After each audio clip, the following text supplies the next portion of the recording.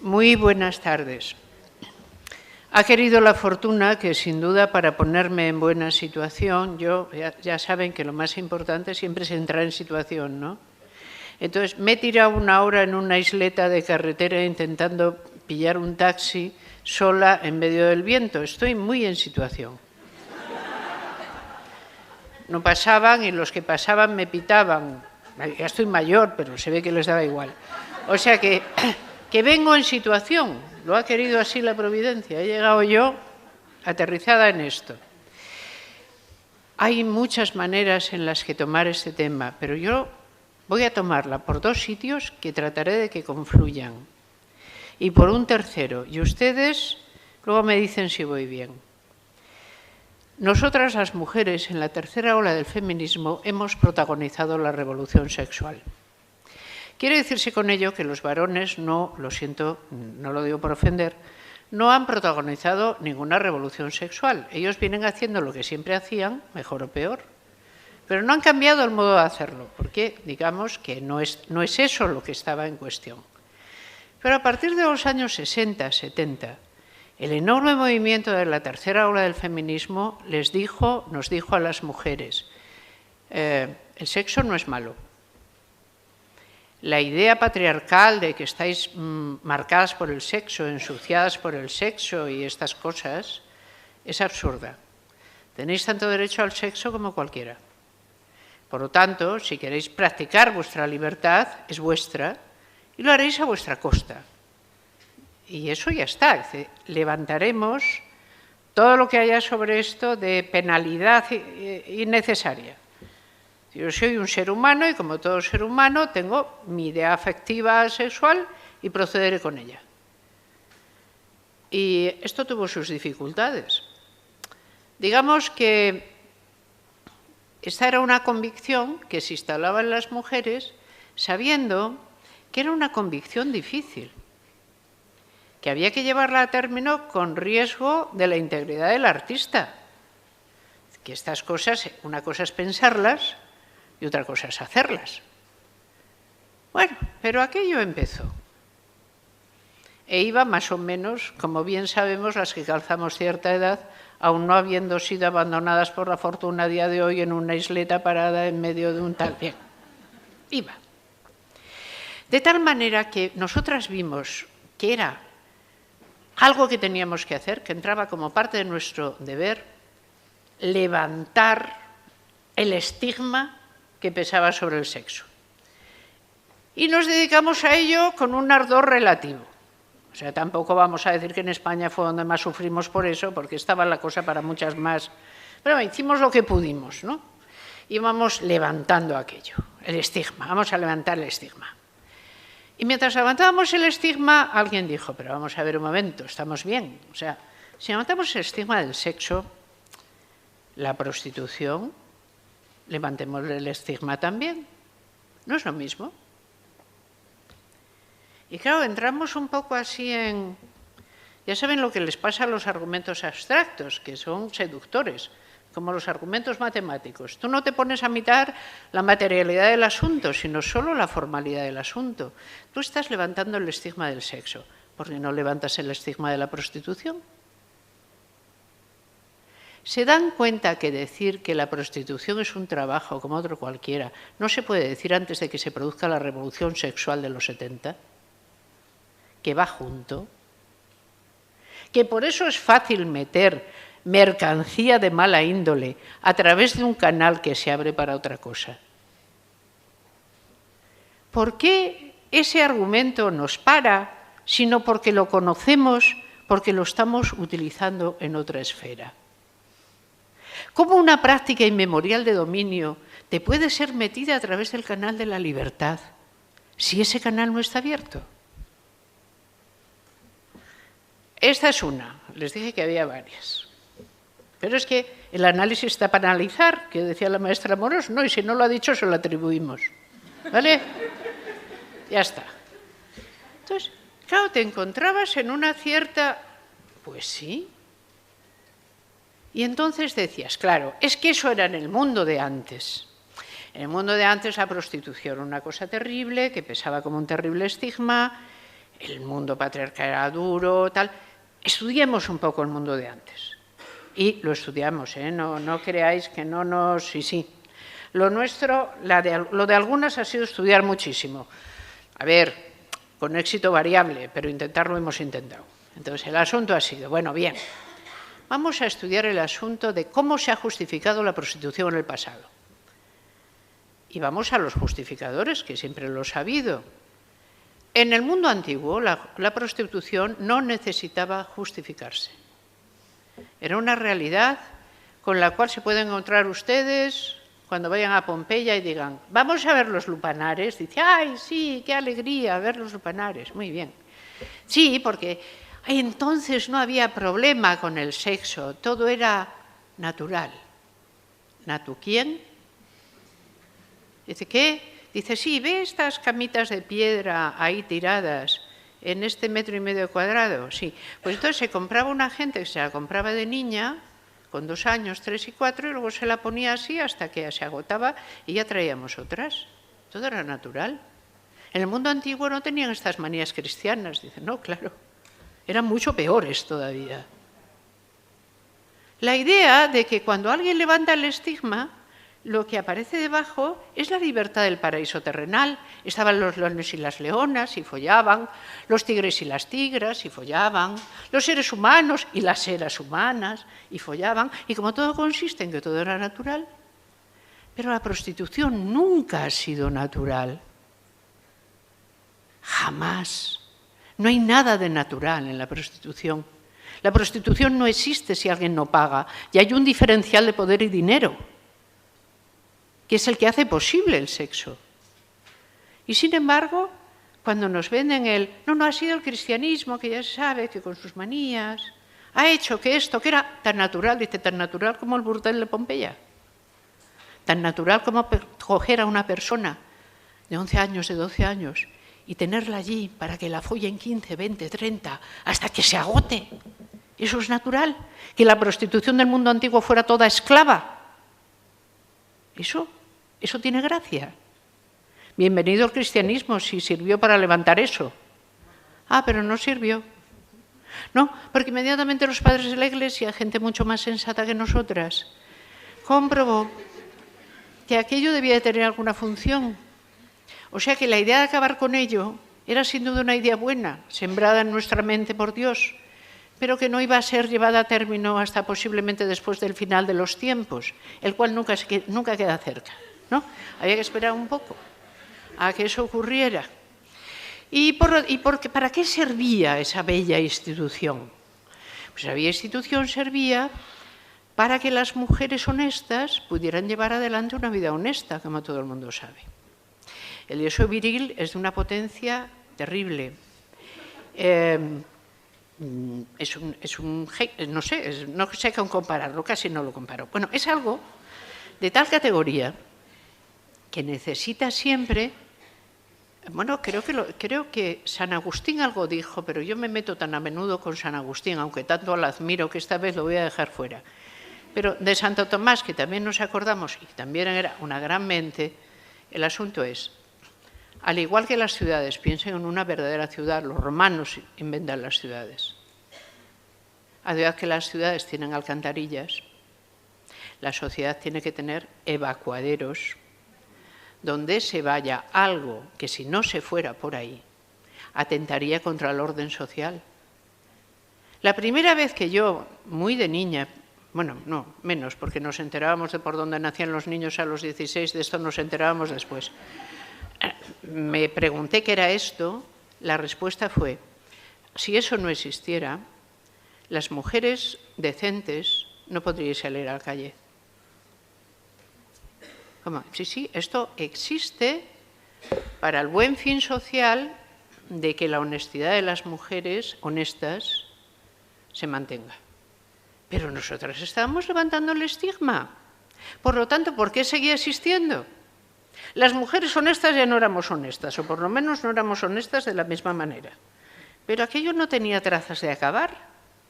Entonces, ¿qué estaba pasando? Y si después de todo la justificación no era la que nos habían contado, Y entonces empezó otro camino de indagación que es muy largo, pero que les va a divertir. Todo es coger la Biblia. Ustedes seguro que no cogen la Biblia todas las veces que deberían hacerlo. Es el libro más importante que existe, no solo se llama el libro, pero es por algo. Bien, entonces uno coge la Biblia. Yo tenía unas compañeras que eran feministas como yo, desfachatadas como yo, con poco porvenir como yo, o sea, todo así, bien como yo, todas hacíamos ahí, se llamaban les comadres, tengo una ahí, en la ciudad de Gijón. Y estábamos en lo de levantar el estigma, ¿te acuerdas, compi? Y entonces llamamos a una señora que era prostituta profesional italiana, ¿te acuerdas de aquello? Sí, porque estábamos levantando el estigma. Y entonces la cosa es, vamos a ver, hay unas señoras en Italia que han dicho que son prostitutas profesionales, que lo suyo es un trabajo como otro cualquiera, y no vamos a ser nosotras las que no nos enteremos bien de cómo es esto. Así que vamos a llamarlas para que vengan y nos informen a fin de tener rectas posiciones en este y otros asuntos. Y las llamamos. Y en efecto llegó una señora estupenda y nos contó lo suyo. Nos contó que estaban profesionalizando el asunto. Además era una señora simpatiquísima y muy exacta.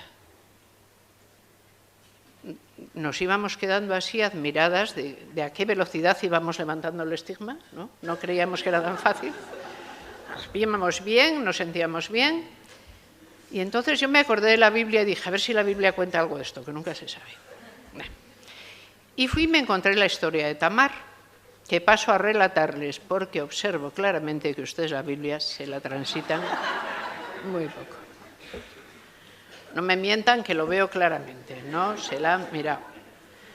Esto es Tamar. Hay gente que a sus hijas les pone este nombre y previamente no consulta.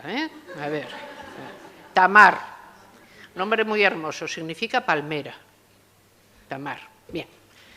Tamar está en que Judá, el autor de alguna manera de que el pueblo exista, el pueblo de Judá, tiene un hijo y ha encontrado de nuera a Tamar y la ha casado y, bueno, aquello no ha funcionado porque el hijo se ha muerto, algo ha pasado. Bueno, Tamar se ha quedado viuda y pide la ley que una viuda sea casada.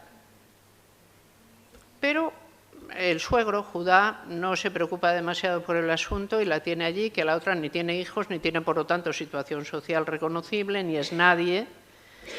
Y Tamar piensa, algo haré para salir de esta situación, porque me pueden repudiar y mandarme a casa de mi padre, y no quiero que me case otra vez con quien él quiera. Y entonces, dice, Tamar se enteró de que su suegro Judá iba a esquilar sus ovejas en un determinado lugar. Y entonces acudió a ese lugar y se puso en un cruce de caminos y se veló. Y por allí pasó Judá con su ayudante a lo del esquileo y dijo, mira, una prostituta, voy a yacer con ella. Y entonces se acercó y le dijo, tú vives aquí y eres prostituta. Y ella dijo, ¿y tú quién eres? Y él dijo, no, yo pues estoy con el esquileo de mis ovejas. ¿Y qué quieres? Yo nada, yacer contigo. Vale, ¿y qué me vas a dar? No, pues si quieres te traemos un cordero. Y ella dijo, sí, pero claro, si luego te marchas y no mandas el cordero, me tendrás que dejar alguna señal, ¿no? Déjame el cayado que llevas y las sandalias. Y Judá yació con ella y le dejó el cayado y las sandalias y marchó. Y luego le dijo a su ayudante, vete y a la prostituta que hemos visto le llevas este cordero. Pero cuando el ayudante llegó a la esquina del camino, no había nadie y no tuvo a quien dar el cordero. Y volvió y le dijo a Judá, no he encontrado a la prostituta. Y entonces dijo Judá, qué raro, pregúntales a los del pueblo. Y entonces volvió y les preguntó a los del pueblo, dice, la prostituta que normalmente está velada en el cruce de caminos, ¿dónde vive? Y los del pueblo dijeron, en este pueblo prostitutas somos muy pobres, nunca hemos tenido. Eso es para sitios de cierta categoría. Prostituta aquí no hay. ¿Ah? Y Judá se quedó muy sorprendido y dijo, pues nada, oye, el cordero para casa, ¿y qué le vamos a hacer? Total, que pasaron los meses y a Judá le dijeron, tu nuera Tamar ha debido hacer algo que no estaba muy bien, porque ¿sabes qué? Viuda como está embarazada. ¿Cómo? Que está embarazada, tu nuera, sí. Ah, bueno, pues entonces es muy fácil lo que hay que hacer. Me la traigan aquí, la juzgamos y la matamos a pedradas. Y fueron a por Tamar y la trajeron a presencia y le dijeron, tú eres viuda y estás embarazada claramente. Así que tu pecado es manifiesto, dice la ley que te matemos a pedradas y eso haremos. Y ella dijo, sí, pero dice la ley que hay que matar a todos los adúlteros, no solo a la adúltera. Claro, ¿y quién ha sido? Dice, no tengo ni idea, pero su cayado es este y sus sandalias estas. Y entonces Judá miró y dijo, pero es mi cayado, son mis sandalias. ¿Qué dice la Biblia? Tamar es una de las grandes mujeres de la Biblia y de ella se dice que fue inteligente y prudente, porque logró cazar a su propio suegro, que no quería ser justo con ella, y obligarlo de esta manera. Tuvo que admitir no solo al hijo de Tamar, tuvo que admitir que a Tamar no se la podía juzgar, y de Tamar desciende David y de David Jesucristo. Mirad lo que hay en la genealogía de Jesucristo. Está bien leer la Biblia. ¿Cómo nos transmite ese libro tan antiguo una historia tan extraña como esta? Pero solo me voy a fijar un rasgo de la historia, que es, no, en este pueblo, ¿cómo vamos a tener prostitutas? Nunca nos ha dado para tanto. Y esa es la verdad. La prostitución deviene del exceso. La prostitución no se puede producir si no hay un diferencial de dinero y poder. Y el diferencial está solo en una parte. La idea de que le podemos levantar el estigma, voy a ser muy sintética, tan sintética que me dará vergüenza decirlo, pero lo diré. Hasta el tiempo que vivimos, la prostitución ha sido posible, o bien porque era esclava, los imperios antiguos, o bien porque a determinadas mujeres se les ponía encima un estigma tal, por cualquier cosa, porque no habían sido honradas en su juventud, porque habían tenido un matrimonio con un adulterio, por lo que fuera, que la salida única era la que ha sido de unos, será de todos. Alguien lo ha dicho. Pero ¿cómo se mantiene la prostitución a día de hoy cuando las mujeres somos sexualmente libres? Solo mediante tráfico y trata. No hay putas para tanto putero. Simplemente. Esa es la triste realidad. Pero el problema es, cuando las mujeres son libres, y lo son, para admitir relaciones afectivos sexuales, las que sean, ¿por qué algunos varones siguen insistiendo en comprar? Porque el problema entonces es distinto. Ya no es la justificación de, es que si esto no fuera así, no podríais salir a la calle. Dice, no, si yo estaba saliendo a la calle con las peores intenciones. No, ese es el problema, ese no debe ser. Yo de mi ser, buena intención no traía. ¿No? Entonces lo que estás buscando no es emparejarte. Dice, vale, vamos a ser muy concesivos. Estamos buscando alivio. La sociedad se ha hecho tan rara, tan compleja, tan diversa, que por fin me voy al tema número 3. Hemos recorrido 2, faltaban 3. ¿Recuerdan que les dije que 3, que no les perdonaba uno? Bueno, pues el tercero. El tercer tema es muy fuerte y lo tenemos todavía prácticamente sin investigar, es el pudor. El pudor nos hace humanos. Si no hemos reflexionado en esto, no entendemos nada. El pudor puede cambiar de una época a otra, situarse aquí o allá, situarse en las palabras. siempre se sitúa, desde luego, en el espacio, siempre se sitúa en el cuerpo, pero el pudor es lo más importante. El pudor es lo que te hace dueño de ti. El pudor lo tenemos relacionado con el sentimiento de vergüenza, pero va más allá y es más importante que el sentimiento de vergüenza. Te pueden hacer avergonzarte de algo, de que lo que no eres responsable ni culpable, y si acabas viendo que ni eres responsable ni culpable, devolverás la vergüenza que te han tirado encima al campo del que ha venido. Y yo creo que en el mundo de hoy, y con las mujeres sexualmente dispuestas a disponer de sí, la vergüenza está cambiando de acera. El que te empuja contra una pared es el que tiene que sufrir la vergüenza, no la que es empujada contra una pared. El que te obliga a despojarte de tu pudor es el que tiene que ser avergonzado, porque un ser humano tiene derecho al pudor, y eso quiere decir a mostrarse a quien quiere, a ser accesible para quien desea. Lo desee con perfecto conocimiento o con incierto conocimiento, pero es su libertad. Yo ya sé que a veces nos metemos en cosas que parecen más rudas, que es te compro, te doy, me haces, pero delante del te compro y detrás del te doy y por debajo del que me haces, está una cosa todavía más dura. Todos los seres humanos, todos, absolutamente todos, varones y mujeres, hemos sido educadas y educados en el pudor. Hay un momento en que el sexo masculino se deseduca del pudor.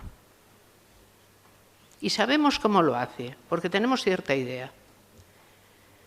Es ese momento en que cree que puede regresar a una ancestralidad terrible donde nada era de nadie y las mujeres no eran seres humanos y se tomaban por dinero, porque no tienen derecho a más.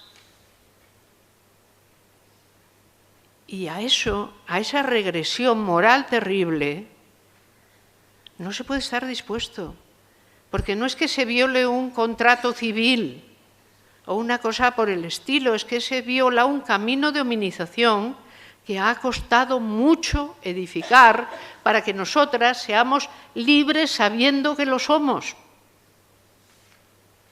No puedes dejar que sea interrumpida la libertad de otra y creer que la tuya está incólume. No es verdad. Pero no es simplemente porque exista una especie de armonía preestablecida. Es porque a día de hoy ninguna mujer nace para puta. Miren, en el mundo antiguo, todos los que no tenían de qué comer nacían para esclavos. Y por supuesto para putas. Y para putos. Pero en un mundo que declaras libre, nadie nace para tener que entregar el pudor y lo que fuera a manos del primero que pase.